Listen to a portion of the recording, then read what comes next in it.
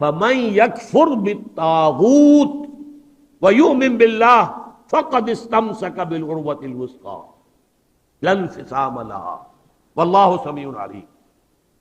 تو جو شخص بھی طاغوت کا کفر کرے گا، انکار کرے گا، طاغوت کے خلاف بغاوت کرے گا اور ایمان لائے گا اللہ پر، یہ اہم ترین مقام ہے اس اعتبار سے کہ جیسے میں نے اس سے پہلے بھی دیکھا لا الہ الا ہو، لا الہ پہلے ہے، الا ہو بعد میں آتا، نفی اس بات۔ اسی لیے بعض جو ہمارے سلسلے تصوف کے ہیں اس میں جو ذکر ہوتا ہے لا الہ الا اللہ، اسے نفی اس بات کا ذکر کہتے ہیں، لا الہ الا اللہ، الا پر وہ ضرب لگاتے ہیں قلب کے اوپر، جس سے ایک خاص قسم کی کیفیت پیدا ہوتی ہے، ایک نفسیاتی کیفیت حاصل ہوتی ہے۔ تو پہلے نفی ہے پھر اس بات، وہی ہے پہلے طاغوت کا انکار کرو پھر اللہ پر ایمان لاؤ، تب ایمان معتبر ہے۔ طاغوت کسے کہتے ہیں؟ طغا سے بنا ہے، طغا طغیانی، دریا اپنے حدود کے اندر بہہ رہا ہے لیکن اب یہ کہ اس کی پانی ادھر چھلک گیا ہے، اپنے حدود سے کناروں سے نکل گیا، اسے کیا کہتے ہیں؟ طغیانی، طغیانی آئی ہوئی ہے، طغیانی۔ تو انسان کا اور جنوں کا مقام کیا ہے؟ وما خلقت الجن والانس الا لیعبدون، میں نے نہیں پیدا کیا جنوں اور انسانوں کو مگر اس لیے کہ میری بندگی کرے۔ جو حد بندگی سے تجاوز کرے گا وہ طاغوت ہے، چاہے وہ ایک فرد ہو، کوئی ادارہ ہو، کوئی ریاست ہو۔ میں نے یہ تین چیزیں گن دی ہیں۔ انفرادی حیثیت سے میں اپنے حد بندگی سے تجاوز کرتا ہوں، اگر زندگی آمد برائے بندگی، زندگی بے بندگی شرمندگی، اگر میں حد بندگی سے تجاوز کر گیا تو میں طاغوت ہوں۔ کوئی ادارہ آپ نے بنایا ایسا جس میں لمیٹیشن نہیں ہے اللہ کے احکام کی، بلکہ اس کے اندر آپ نے اپنی اتھارٹی جو ہے وہ بڑی مطلق رکھی ہوئی ہے، طاغوت ہے۔ ریاست آپ نے قائم کی، حاکمیت عوام کے لیے یا حاکمیت کسی ایک خاندان کے لیے، وہی طاغوت ہے۔ اس کی نفی، اس کا انکار، اس کے خلاف بغاوت کر کے ایمان لاؤ گے تو ایمان معتبر ہے۔ اور اگر طاغوت سے دوستی بھی چل رہی ہے، طاغوت کی چاکری بھی ہو رہی ہے، انگریز کی ملازمت بھی کر رہے ہیں، انگریز کی فوج میں شامل ہو کر خانہ کعبہ پر جا کر گولیاں بھی چلا رہے ہیں، انگریز کی فوج میں شریک ہو کر اور جنرل ایلن بی کو یروشلم کا قبضہ لے کر دے رہے ہیں، لیکن ساتھ ہی تہجد بھی پڑھ رہے ہیں۔ ایسے تھے فوجی مسلمان بلوچ ریجمنٹ کے اور پنجاب کے، بڑے لمبے لمبے بال، زلفیں رکھی ہوئی ہیں، نمازی ہیں، اور یہ کہ تہجد ہے کہاں؟ انگریز کی فوج میں۔ یہ تو طاغوت کی چاکری کر رہے ہو بھائی، طاغوت کے ساتھ تعاون۔ حال یہ ہے کہ حضور فرماتے ہیں من مشى مع فاسق ليقويه فقد اعان على هدم الاسلام، جو شخص کسی فاسق و فاجر انسان کے ساتھ چلے اسے تقویت پہنچانے کے لیے، اس نے اسلام کی عمارت کو جڑوں سے کھودنے میں مدد کی، منہدم کرنے میں مدد کی۔ من مشا صرف چلنا، آپ کسی کے ساتھ چلتے ہیں تاکہ تقویت اسے ہو جائے، لوگوں کو معلوم یہ بھی ان کے ساتھ ہے۔ من مشا مع فاسقن، فاسق کافر بھی نہیں، فاسق، لیقویہ، تاکہ اسے تقویت پہنچائیں، فقد اعان علی ہدم الاسلام، اسلام کی عمارت کو جڑوں سے کھود کر گرانے میں مدد کی۔ ایک اور حدیث میں آیا اذا مدح الفاسق، جب کسی فاسق کی مدح کی جاتی ہے، غضب اللہ تعالی واہتز لہ العرش، اللہ تعالیٰ انتہائی غضبناک ہوتے ہیں اس درجے کہ عرش کانپنے لگتا ہے، تھرا اٹھتا ہے عرش، اتنا غضب آتا ہے اللہ تعالیٰ کہ ایک شخص میرا باغی ہے، میرا فاسق ہے، فاجر ہے، اور اس کی مدح کی جا رہی ہے۔ اب اس کی روشنی میں آپ اپنے طرز عمل کا جائزہ لیجیے، لگے ہوئے ہم اسی نظام کی چاکری میں، اسی نظام کو تقویت پہنچانے میں۔ کہاں ہے اللہ کے ساتھ؟ ان سے ہم نے کہاں بغاوت کی؟ بغاوت کے کم سے کم یہ سمجھیے تین درجے ہیں۔ سب سے کم کیا ہے؟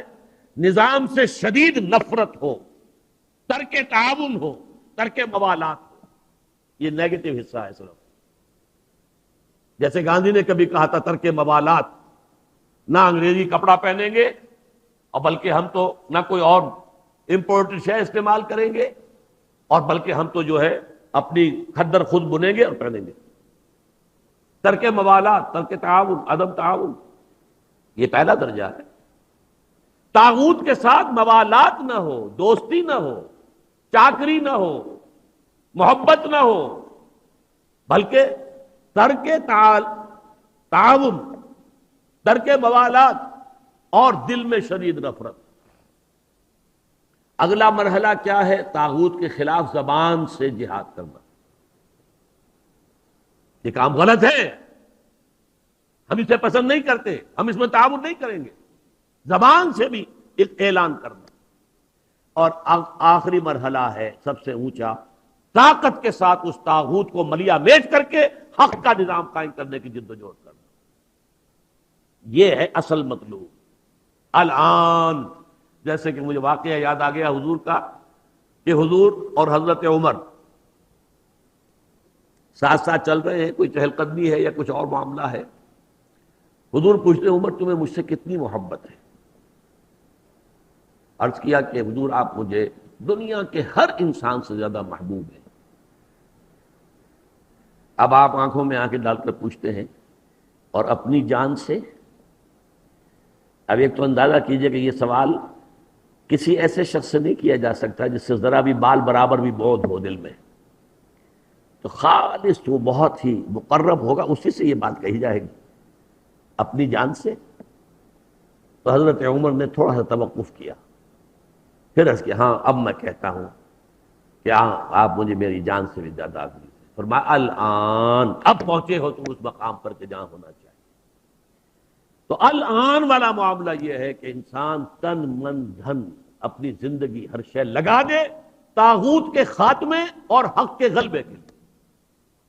وہ ہے جہاں سے بات شروع ہوئی تھی، لگا دو، کھپا دو، صرف کر دو۔ یا ایھا الذین آمنوا انفقوا مما رزقناکم من قبل ان یاتی یوم لا بیع فیہ ولا خلۃ ولا شفاعۃ والکافرون هم الظالمون۔ اس روش کو اختیار کرنے سے انکار کرنے والے ہی تو کافر اور ظالم اور مشرک ہیں۔ اور کون ہے؟ وَمَن یکفر، اب میں دیکھیے دو حدیثیں بھی آپ کو سنا دیتا ہوں، میں نے تو ترتیب الٹی بتائی تھی، ہم کمزور لوگ ہیں تو کمزور ترین درجہ پہلے بیان کر دیا کہ طاغوت سے دلی نفرت ہو، تعاون نہ ہو۔ اس سے اوپر یہ کہ زبان سے جہاد اس کے خلاف کیا جائے، اس سے اوپر ہے طاقت کے ساتھ جہاد کیا جائے۔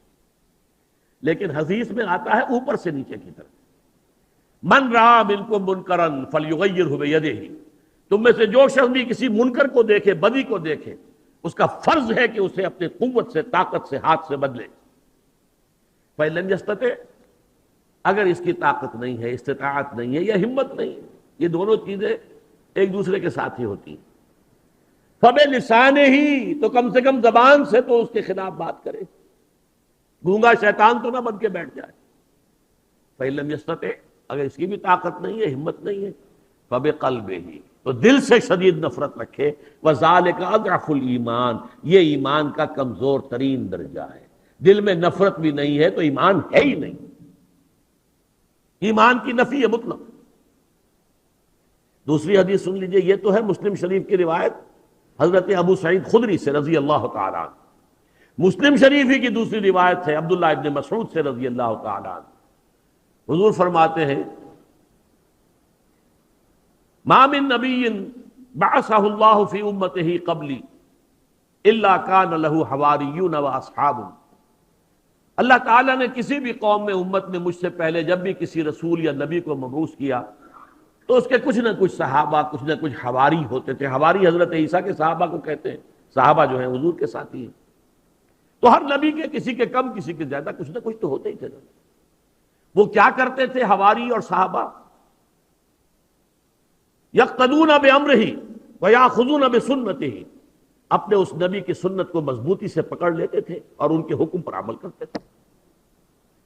ثم انہا تخلف من بعدہم خلوف، پھر ہمیشہ ایسا ہوتا رہا کہ کچھ عرصے کے بعد ایسے ناخلف لوگ آ جاتے تھے امت کے اندر، یقولون ما لا یفعلون ویفعلون ما لا یؤمرون، کہ جو کہتے تھے وہ کرتے نہیں اور کرتے وہ ہے جس کا حکم نہیں ہوا۔ نئی سے نئی رسمیں، نئی سے نئی بدعات جن کا کوئی ثبوت نہیں، کوئی حکم نہیں، کوئی ثبوت ہی نہیں کہ دور صحابہ میں بھی کوئی ایسا کام ہوتا، تو وہ تو ایجاد ہو رہی ہے اور ان کے اوپر پیسے بھی لگ رہے ہیں، تقریبات بھی ہو رہی ہیں، سب کچھ ہو رہا ہے، اور جو اصل سنت ہے وہ ترک کر، اور کہتے کچھ اور ہے کرتے کچھ اور ہے۔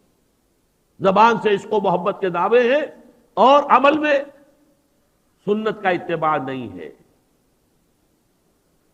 اب جب ایسی صورت ہو، میں یا آپ اگر دیکھیں کہ ہمارے معاشرے میں ان لوگوں کا بول بالا ہے، اس وقت ان کے ہاتھ میں اقتدار ہے، ان کے ہاتھ میں جو جاتے ہیں جہاں گئے وہاں پر چادر چڑھا دی، عوام کا جو ہے وہ ایک تاثر دینے کے لیے کہ اس قبر کے اوپر انہوں نے بھی چادر چڑھائی ہے، جن کا کوئی دین مذہب سے روحانیت سے سروکار نہیں بالکل۔ جیسے کبھی اندرا گاندھی نے بھی جانا شروع کر دیا تھا مندروں کے اندر، جبکہ وہ مسلمانوں کا ووٹ اس کے خلاف گیا ہے اور وہ ہاری ہے الیکشن میں۔ اس کے بعد اس نے ہندو دیوی کی شکل اختیار کی ہے، پھر وہ جاتی تھی پنڈتوں کے پاس اور سادھوؤں کے پاس، اور پھر وہ نیکسٹ الیکشن میں دوبارہ کامیاب ہو گئی۔ ہندو کارڈ پلے کیا، اسے کہتے ہیں کہ شی پلیڈ دی ہندو کارڈ، اس لیے کہ مسلم کارڈ اس کے خلاف استعمال ہوا تھا۔ اسی طرح ہمارے سیاستدان، لیکن یہ کہ جو شخص بھی اس کیفیت سے دو چار ہو، اب سن لے، فمن جاہدہم بیدہ فہو مومن، جو بھی تم میں سے ایسے لوگوں کے خلاف اپنے طاقت سے اور اپنے ہاتھ سے جہاد کرے گا وہ مومن ہوگا۔ ومن جاہدہم بلسانہ فہو مومن، اور جو اپنی زبان سے جہاد کرے گا وہ بھی مومن ہوگا۔ ومن جاہدہم بقلبہ فہو مومن، جو اپنے دل سے جہاد کرے گا یعنی شدید نفرت رکھے گا وہ بھی مومن ہوگا۔ ولیس وراء ذلک من الایمان حبۃ خردل، اس کے بعد تو ایمان رائی کے دانے کے برابر بھی نہیں ہے۔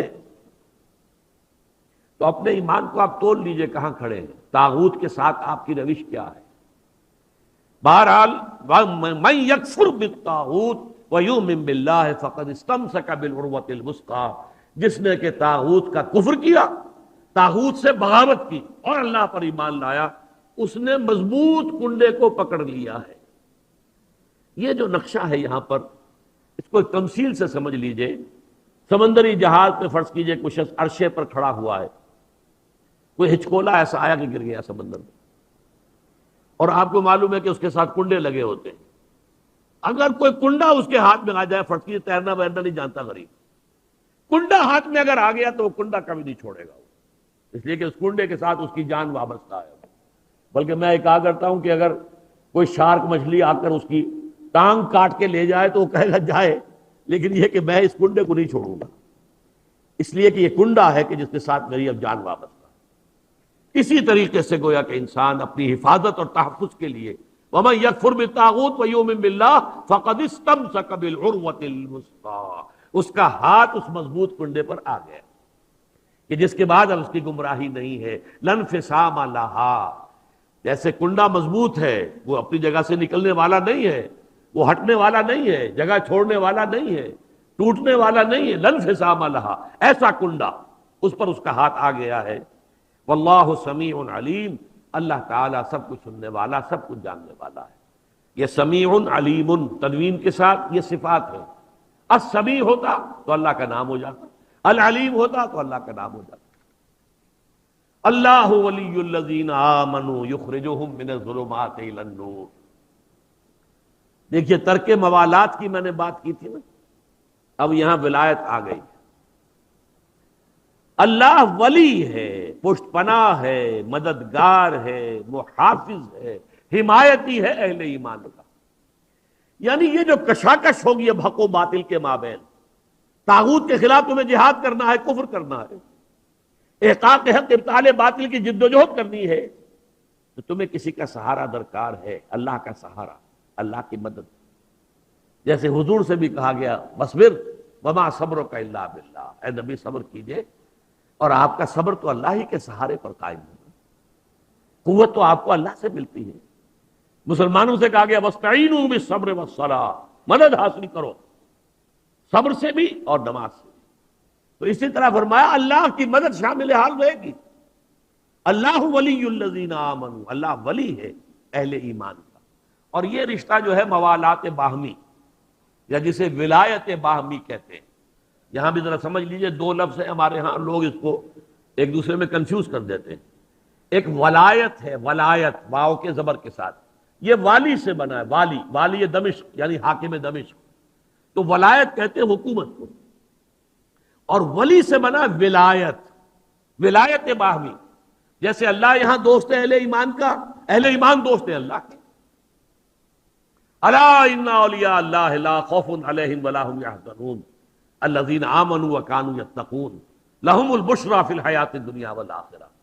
آگاہ ہو جاؤ کہ اللہ کے دوست جو ہیں یعنی اہل ایمان، ان کے لیے نہ خوف ہے اور نہ کوئی حزن ہے۔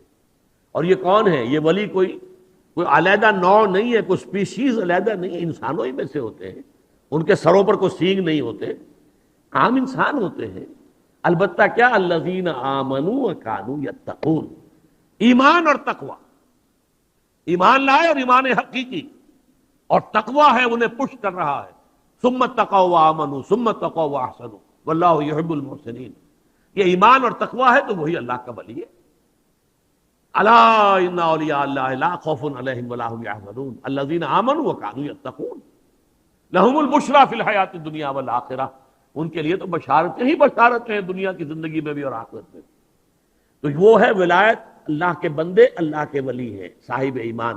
یہاں اللہ ولی ہے اہل ایمان کا، جو بھی وہ طاغوت کے خلاف جد و جہد کریں گے، کشاکش کریں گے، محنت کریں گے، انفاق جان و مال کریں گے، انفاق مال اور بذل نفس کریں گے، وقت خرچ کریں گے، اپنی قوتیں لگائیں گے، جان و مال کے اوپر خطرات مول لیں گے، اپنی اولاد کو انویسٹ کریں گے، تو اللہ تعالیٰ ان کی مدد کرے گا، پشت پناہ ہوگا قدم قدم پر۔ اللہ ولی الذین آمنوا یخرجہم من الظلمات الی النور، اور وہ انہیں نکالتا رہتا ہے اندھیروں سے روشنی کی طرف۔ یہ نوٹ کر لیجئے، کئی دفعہ پہلے بھی میں نے کہا ہے، قرآن مجید میں نور ہمیشہ واحد آیا ہے، انوار کا لفظ آیا ہی نہیں، اور ظلمات ہمیشہ جمع آیا ہے، ظلمت کا لفظ آیا ہی نہیں۔ ظلمات بعضها فوق بعض، سورہ نور میں نور علی نور، نور پر نور، وہاں دونوں جو ہے نور واحد ہے، اور یہ ظلمات بعضها فوق بعض، تہ بر تہ گمراہیاں اور اندھیارے ہیں ایک دوسرے کے اوپر چڑھے ہوئے۔ تو یہاں بھی فرمایا اللہ نکالتا رہتا ہے انہیں۔ یہ فعل مضارع ہے، فعل مضارع میں دوام اور تسلسل ہوتا ہے، مسلسل، اس لیے کہ ایسا نہیں ہے کہ بس یہ ایک مرحلے پر آپ جو ہے اندھیرے سے نکل کے روشنی میں آ گئے، اس لیے کہ بہت سے اندھیارے اندر ہو سکتے ہیں کہ ابھی ہوں۔ جیسے میں نے ابھی بتایا، شاید ابھی اپنی جان سے زیادہ عزیز اللہ اور اس کے رسول نہ ہو، شاید، اور ہر ایک سے زیادہ عزیز تو ہو گئے، شاید کہ کوئی اور آپ کو اللہ سے زیادہ عزیز ہو۔ یہی تو امتحان تھا، آخری سب سے مشکل، سب سے کڑا، سب سے بھاری امتحان جو لیا ابراہیم کا، اکلوتا بیٹا 13 برس کی عمر، دعائیں مانگ مانگ کر جو لیا تھا، ذبح کرو اسے۔ ایسا تو نہیں کہ اس اکلوتے بیٹے کی محبت ہماری محبت سے بڑھ گئی۔ اکلوتا بیٹا، اندازہ کیجئے 100 برس کی عمر کا بوڑھا آدمی ہے، اور اس بوڑھے کا دست و بازو بنا ہے بیٹا 13 برس کا، اکیلا بیٹا، ابھی حضرت اسحاق کی پیدائش نہیں ہوئی، کر دو ذبح، تیار ہو گئے۔ اسی لیے رحمت خداوندی چیخ اٹھی ہے، یا ابراہیم قد صدقت رؤیا، بس تم نے جو ہے چھری چلا دی اور تم نے اپنا خواب پورا کر دیا، بس آگے نہیں۔ گویا کہ میں نے اس میں لکھا تھا، میرا مضمون ہے کہ یہاں ممتحن نے بس کی ہے، جس کا امتحان لیا جا رہا تھا اس نے بس نہیں کی۔ ممتحن نے کہا بس اس سے آگے نہیں۔ سمجھ لیجئے کہ یہ امتحانات ہوتے ہیں، آدمی کو نکلنا ہوتا ہے۔ ابھی کیا پتا، میں سمجھتا ہوں کہ میں ان اندھیروں سے نکل آیا، کوئی اور تاریکی میرے قلب کی کسی گہرائی کے اندر ابھی کہیں مورچہ لگا کر بیٹھی ہوئی ہے، کچھ بھی کہہ سکتے، کوئی ریاکاری کا ہی مورچہ ہو، کوئی اپنی تعریف سن کر جو ہے دل خوش ہوتا ہے، یہی ہو۔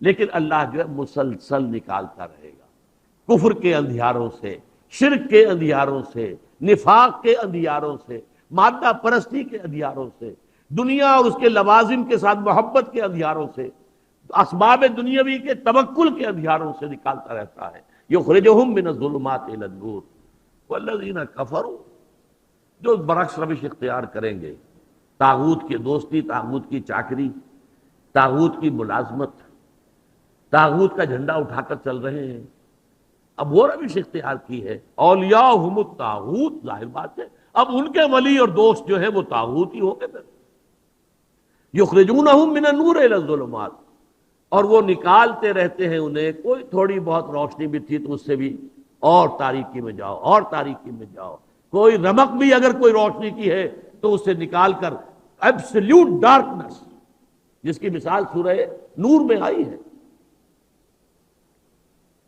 اپنا ہاتھ بھی آگے بڑھاتا تو نہیں دیکھ سکتا، جس کو ہم کہتے ہیں ہاتھ کو ہاتھ سجائی نہیں دیتا۔ ظلمات بعضها فوق بعض اذا اخرج يده لم يكن يراها ومن لم يجعل الله له نورا فما له من نور، جسے اللہ ہی نے نور عطا نہ کیا ہو، اللہ ہی نے نور سے جو محروم کر دیا، اسے کہاں سے نور مل جائے۔ اللہ تعالی ہمارے دلوں کو منور کرے اپنے ایمان کے ذریعے سے، قرآن کے ذریعے سے۔ اللہم ربنا نور قلوبنا بالایمان واشرح صدورنا للاسلام، اللہم وفقنا لما تحب وترضى، اللہم وفقنا ان نکفر بالطاغوت ونؤمن بک، اللہم وفقنا ان نجاہد فی سبیلک باموالنا وانفسنا، اللہم ارزقنا شہادۃ فی سبیلک، آمین یا رب العالمین۔ بارک اللہ لی ولکم فی القرآن العظیم ونفعنی وإیاکم بالآیات والذکر الحکیم۔